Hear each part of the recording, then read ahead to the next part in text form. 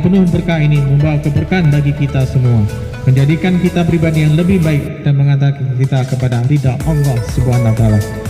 Dan dengan mengucapkan Bismillahirrahmanirrahim, Sebiar Ramadan Fair 1445 Hijriah tahun 2024 masih saya nyatakan secara resmi dibuka.